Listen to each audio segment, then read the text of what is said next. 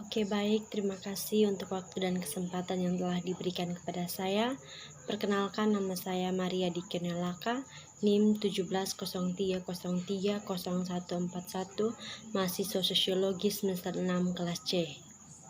Di sini saya ingin membahas tentang cara melakukan korupsi di NTT yang efektif dan memaparkan data tentang korupsi yang ada di NTT.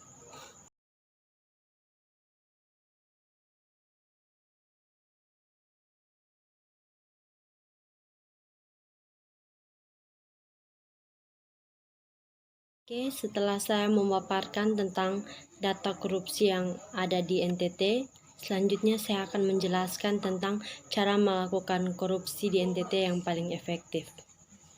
Yang pertama, kita perlu ketahui apa itu korupsi.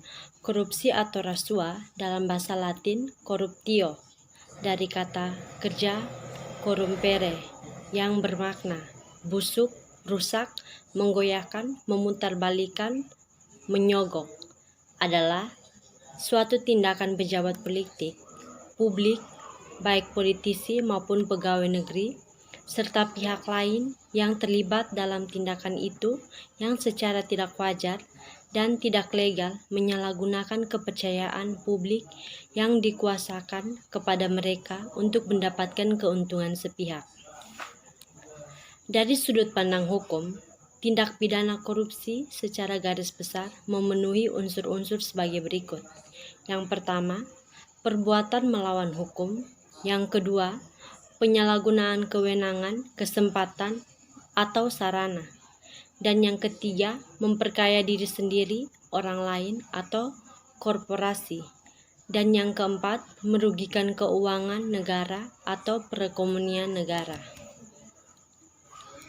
Korupsi yang muncul di bidang politik dan birokrasi bisa berbentuk sepele atau berat, terorganisir atau tidak.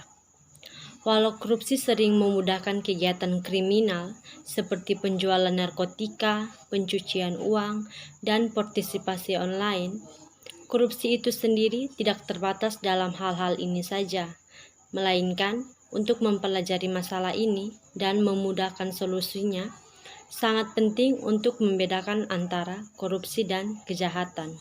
Jadi, korupsi sama saja dengan kejahatan.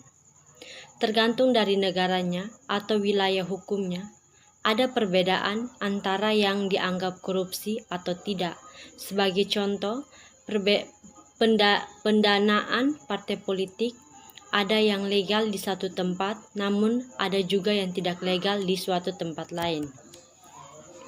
Yang berikut tentang kondisi yang mendukung munculnya korupsi.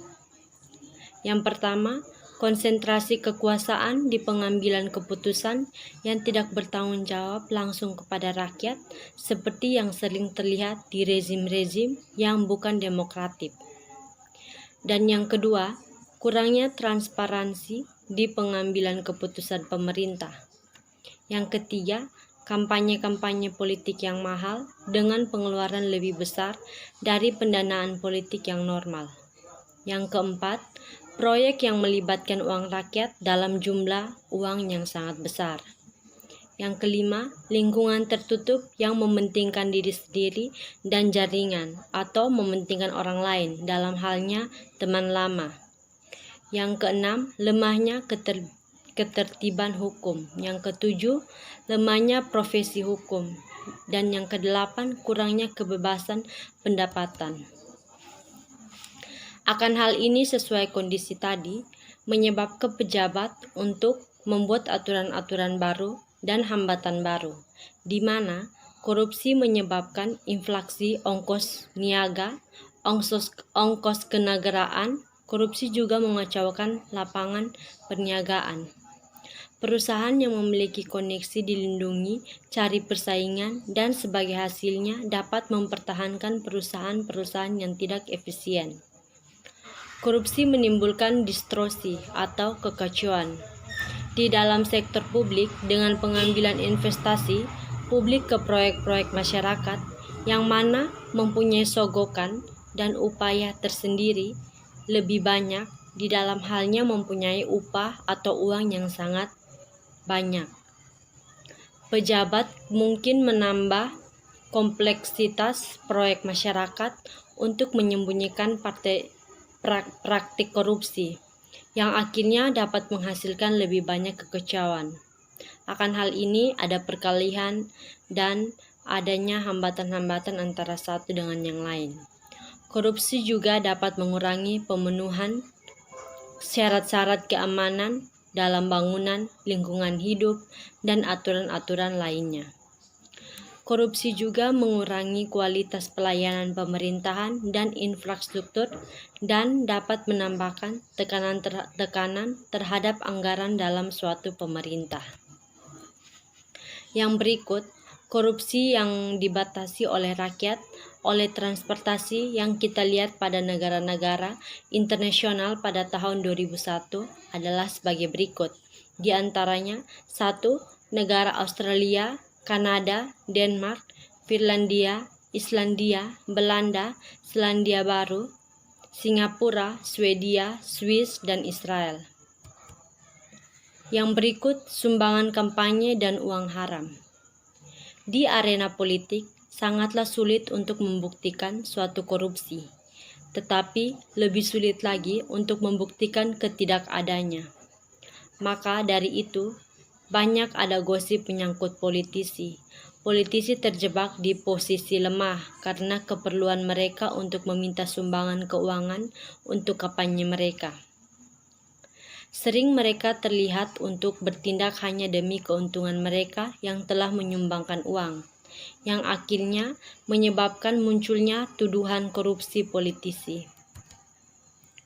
Korupsi mencakup penyalahgunaan oleh pejabat, pemerintah seperti penggelapan dan nepotisme, juga penyalahgunaan yang menghubungkan sektor swasta dan pemerintahan seperti penyogokan, pemerasan, campur tangan, dan penipuan serta kejahatan. Penyogok dan penerima sogokan. Korupsi memerlukan dua pihak yang korup, pemberi sogokan atau penyogok dan penerima sogokan. Di beberapa negara, budaya penyogokan mencakup semua aspek sehari-hari di dalam kehidupan sehari-hari yang meniadakan kemungkinan untuk berniaga tanpa terlibat penyogokan.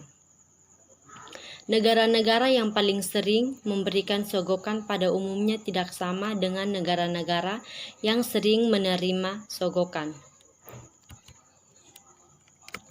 12 negara yang paling minim korupsinya menurut survei Pervasif beranggapan tentang suatu kejahatan.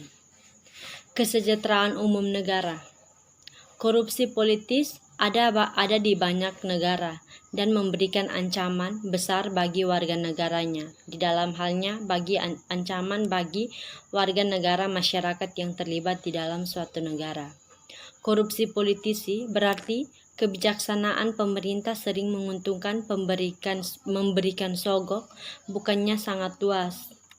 Satu contoh lagi adalah bagaimana politikus membuat peraturan yang melindungi perusahaan terbesar, tetapi merugikan perusahaan-perusahaan kecil atau SME. Politikus atau probisnis ini hanya mengembalikan pertolongan kepada perusahaan besar yang memberikan sumbangan besar kepada kampanye pemilu mereka. Yang berikut mengenai dengan ekonomi. Korupsi juga dapat mempersulit pembangunan ekonomi dengan membuat distorsi dan ketidakefisien yang tinggi. Dalam halnya, dalam sektor privat, korupsi meningkatkan ongkos niaga karena kerugian dari pembayaran ilegal. Ongkos manajemen dalam negosiasi dengan pejabat korupsi, dan risiko pembatalan perjanjian atau karena penyelidikan.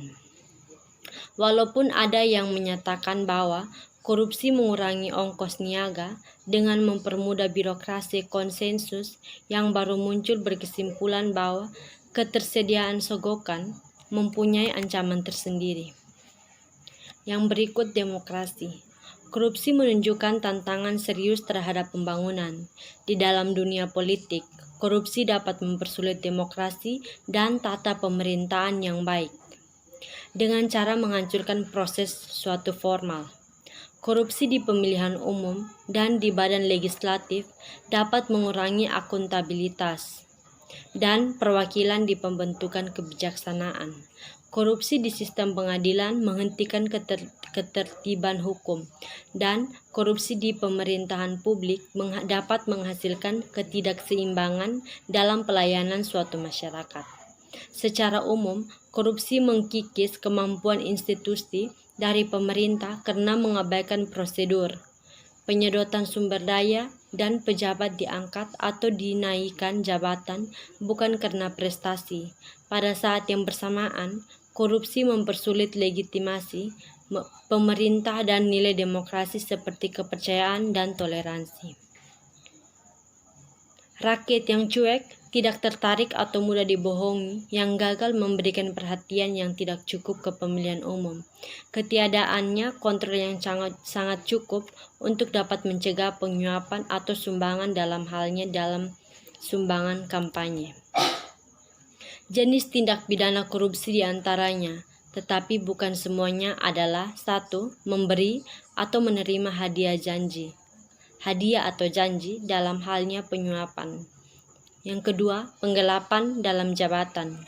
Yang ketiga, pemerasan dalam jabatan. Yang keempat, ikut serta dalam penggadaan bagi pegawai negeri atau penyelenggaraan negara. Dan yang terakhir, menerima gratifikasi bagi pegawai negeri atau penyelenggaraan negara. Dalam arti yang sangat luas, korupsi atau korupsi politis adalah penyalahgunaan jabatan resmi untuk keuntungan pribadi. Semua bentuk pemerintah rentan korupsi dalam prakteknya. Beratnya korupsi berbeda-beda dari yang paling ringan sampai ke paling berat dalam bentuk penggunaan pengaruh dan dukungan untuk memberi dan menerima pertolongan sampai dengan korupsi yang berat untuk dapat diresmikan dan sebagainya. Yang berikut, Indonesia melakukan pemontonan terhadap kasus korupsi yang telah masuk dalam tingkat penyelidikan yang telah ada penetapan tersangka oleh penegak hukum. Pemantauan yang dilakukan selama 1 tahun, yakni dari tanggal 1 Januari 2018 hingga 31 Desember 2018. Data yang dikumpulkan oleh ICW bersumber dari informasi yang telah dipublikasikan oleh media massa, media darling, atau melalui situs resmi penegak hukum. Meskipun tidak seluruh situs memberikan informasi-informasi, data yang dikumpulkan kemudian ditabulasi dan diolah serta dibandingkan secara statistik pada semua parameter analisis. Data yang telah diolah kemudian dianalisis secara deskriptif. Ada 2 hal yang menjadi keterbatasan dalam melakukan pemantauan, yakni yang pertama, pada saat pengumpulan data, sumber data yang diperoleh oleh ICW berasal dari sumber sekunder, sebab sumber primer atau informasi perkara korupsi sangat sulit untuk didapatkan, apalagi di penegak hukum daerah. Sampai saat ini, ICW hanya berhasil mengumpulkan siaran pers terkait penanganan perkara korupsi apabila tersedia di website penegak hukum. Hal ini akan berdampak pada adanya perbedaan data yang berimplikasi terhadap hasil analisis terkait dengan kinerja suatu penegak hukum. Dan yang kedua, terminologi atau suatu kejadian tindak pidana korupsi yang diproses oleh penegak hukum, yang dilakukan oleh ICW dan penegak hukum yang sangat berbeda. ICW menggunakan terminologi atau kasus pada saat terjadinya tindak pidana korupsi, sedangkan penegak hukum menggunakan terminologi atau perkara pada setiap tindak pidana korupsi yang terjadi dan dokumen yang dihasilkan yaitu berkas perkara.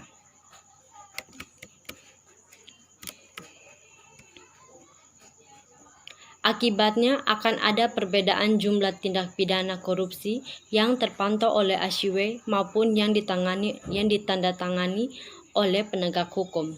Hal ini membuat adanya perbedaan jumlah kasus yang terpantau oleh Ashway dengan kasus yang sudah ditangani oleh penegak hukum. Pada tahun 2018, Ashway menemukan ada sebanyak 454 kasus korupsi yang ditangani oleh penegak hukum. Total tersangka yang ditetapkan yakni sebanyak 1.087 orang dengan berbagai latar belakang dan profesi. Jumlah kerugian negara yang berhasil ditemukan oleh penegak hukum sebesar 5,6 triliun. Jumlah nilai suap sebesar 134,7 miliar. Jumlah pungutan liar sebesar 6,7 miliar dan jumlah pencucian uang sebesar 91 miliar. Dari hasil temuan umum yang didapatkan oleh Ashway, mencoba untuk melakukan pemetaan terhadap sejumlah variabel antara lain modus, sektor, daerah, lembaga, aktor, dan kinerja penegak hukum. Adapun variabel lainnya seperti korupsi berdasarkan sumber anggaran dan korupsi berdasarkan kegiatan penggadaan dan non-penggadaan. Ashway melakukan pemetaan kasus dugaan korupsi berdasarkan modus yang dilakukan. Ada sebanyak 13 modus yang Ashway klaster kerap digunakan oleh tersangka korupsi. Modus lain antaranya markup, penyalahgunaan anggaran, penggelapan, laporan fiktif suap, kegiatan atau proyek fiktif, pungutan liar, penyalahgunaan wewenang, pungutan atau pemotongan, gratifikasi, pemesaran anggaran ganda, dan markdown.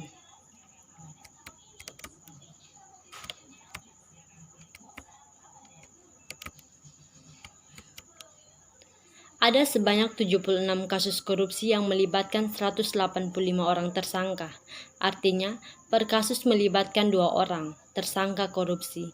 Nilai kerugian negara yang ditimbulkan akibat melakukan penggelembungan harga sebesar 541 miliar. Rata-rata nilai kerugian negara yang timbul akibat kasus dugaan korupsi bermodus markup sebesar 2,9 per kasus. Sementara itu, modus lainnya yang juga kerap dilakukan yaitu penyalahgunaan wewenang. Ada sebanyak 20 kasus dugaan korupsi dengan menggunakan modus korupsi. Aktor yang ditetapkan sebagai tersangka sebanyak 37 orang. Artinya, per kasus dapat melibatkan 1 hingga maksimal 2 orang tersangka korupsi. Meskipun kasusnya tidak menepati 5 teratas, namun kerugian negara yang ditimbulkan sangat besar mencapai 3,6 triliun. Apabila dirata-ratakan, maka nilai kerugian negara per kasus berkisar sebesar 180 miliar per kasus. Ashway juga melakukan pemetaan kasus dugaan korupsi berdasarkan daerah yang rawan terjadi tindak pidana korupsi. Ada sebanyak 35 daerah yang Ashway pantau pada tingkat provinsi dan nasional. Makna atau nasional dalam pemantauan yang dilakukan berarti bahwa kasus dugaan korupsi yang terjadi berada pada wilayah kementerian. Kasus dugaan korupsi didominasi terjadi di daerah-daerah. Ada sekitar 94% atau sebanyak 429 kasus korupsi yang sangat terjadi di berbagai daerah Indonesia, mulai dari tingkat kabupaten, tingkat kota, dan tingkat provinsi.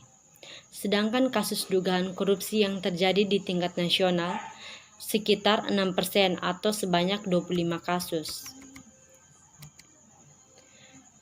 Dilihat bahwa Jawa Timur merupakan wilayah dengan jumlah kasus tertinggi dengan 52 kasus, kemudian diikuti oleh Jawa Tengah dengan 63 kasus. Sekalipun jumlah kasusnya yang paling banyak, jumlah kerugian yang dialami negara lebih kecil dibandingkan dengan Jawa Tengah. Nusa Timur menempati urutan ke-11 dengan jumlah 11 kasus dan kerugian di alam adalah 3,1 miliar. perhitungan kasarnya adalah bahwa setiap kasus merugikan negara sekitar 281 juta. Sedangkan untuk modus yang terjadi di NTT, Kajati Provinsi Nusa Tenggara Timur menyebutkan bahwa kasus-kasus tindak pidana korupsi atau TPK di Nusa Tenggara Timur didominasi tindak penyalahgunaan wewenang pegawai negeri sipil atau PNS. Karena itu, pasal yang digunakan jaksa adalah pasal 2 dan nomor 3 Undang-Undang nomor 31 tahun 1999 tentang pemberantasan tindak pidana korupsi atau PTPK dengan pasal 55 KUHP.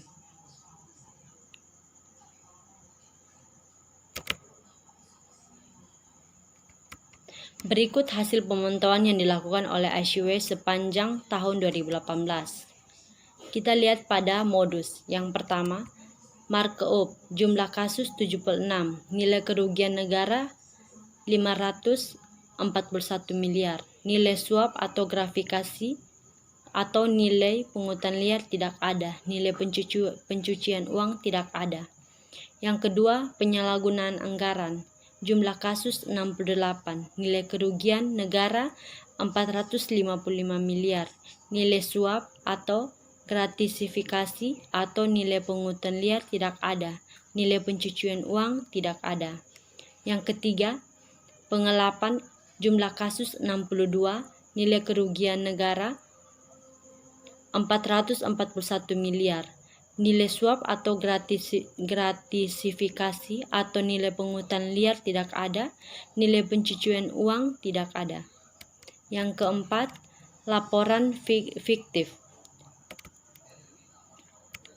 Jumlah kasus 59, nilai kerugian negara 160, nilai suap atau gratifikasi atau nilai pungutan liar tidak ada, nilai pencucian uang tidak ada.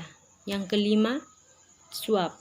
Jumlah kasus 51, nilai kerugian negara tidak ada, nilai suap atau gratifikasi atau nilai pungutan liar 67,9 miliar, nilai pencucian uang 57 miliar.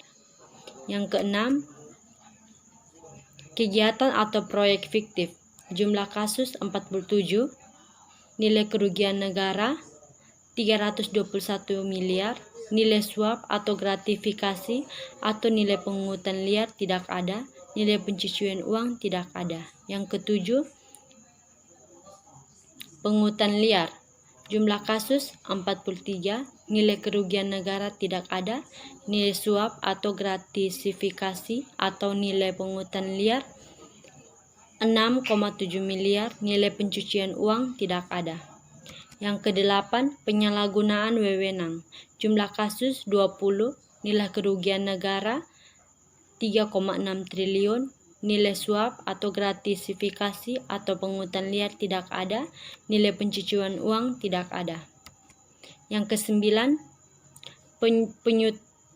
penyunatan atau pemotongan. Jumlah kasus 16, nilai kerugian negara 38,2 miliar, nilai suap atau gratifikasi atau nilai pungutan liar tidak ada, nilai pencucian uang tidak ada. Yang ke-10, gratifikasi. Jumlah kasus 7, nilai kerugian negara tidak ada, nilai suap atau gratifikasi atau nilai pungutan liar 65,9 miliar, nilai pencucian uang 34 miliar. Yang ke-11, pemerasan. Jumlah kasus 2, nilai kerugian negara tidak ada, nilai suap atau gratifikasi, nilai pungutan liar 80 juta, nilai pencucian uang tidak ada. Yang ke-12, anggaran ganda. Jumlah kasus 2, nilai kerugian negara 2,7 miliar, nilai suap, gratifikasi atau pungutan liar tidak ada, nilai pencucian uang tidak ada. Yang ke-13, markdown. Jumlah kasus 1,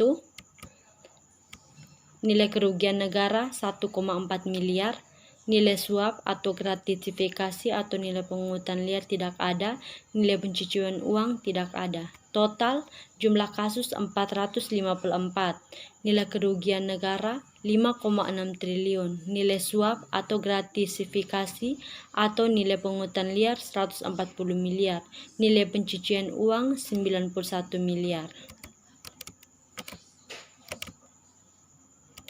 Dari data di atas diketahui modus yang paling banyak dilakukan oleh tersangka korupsi yakni markup. Ada sebanyak 76 kasus korupsi yang melibatkan 185 orang tersangka. Artinya, per kasus melibatkan 2 orang tersangka korupsi. Nilai kerugian negara yang ditimbulkan akibat melakukan pengelompokan harga sebesar 541 miliar. Rata-rata nilai kerugian negara yang ditimbul akibat kasus dengan dugaan korupsi bermodus markup sebesar 2,9 miliar per kasus. Yang berikut data dihimpun dari daerah-daerah oleh ICW. Yang pertama, Provinsi Jawa Timur jumlah kasus 52, nilai kerugian negara 125,9 miliar, nilai suap 4,3 miliar. Jawa Tengah 36 jumlah kasus, Sulawesi Selatan 31 jumlah kasus, Jawa Barat 27 jumlah kasus, nasional 25 jumlah kasus, Sumatera Utara 23 jumlah kasus, Aceh 22 jumlah kasus, Bengkulu 16 jumlah kasus, Jambi 15 jumlah kasus, Lampung 15 jumlah kasus, Kalimantan Tengah 15, Kalimantan Selatan 13, Bali 13, Riau 13, Sulawesi Tenggara 12, NTT 11, Sumatera Barat 10, NTB 10, Sumatera Selatan 8, Papua 8, Banten 7, Gorontalo 7, Maluku 7, Kepulauan Riau 6, Kalimantan Timur 6, Sulawesi Barat 6, Sulawesi Tengah 6, Maluku Utara 6, Bangka Belitung 5, DKI Jakarta 5, Kalimantan Barat 5, Papua Barat 5, Sulawesi Utara 4, Kalimantan Utara 3, Yogyakarta 2, total 454. Kasus dugaan korupsi didominasi terjadi daerah ada sekitar 94% atau sebanyak 429 kasus korupsi terjadi di berbagai daerah di Indonesia, mulai dari tingkat kabupaten, kota, dan provinsi. Sedangkan kasus dugaan korupsi yang terjadi di tingkat nasional sekitar 6% atau sebanyak 25 kasus. Demikian hasil penjelasan dari saya. Atas perhatiannya diucapkan limpah terima kasih.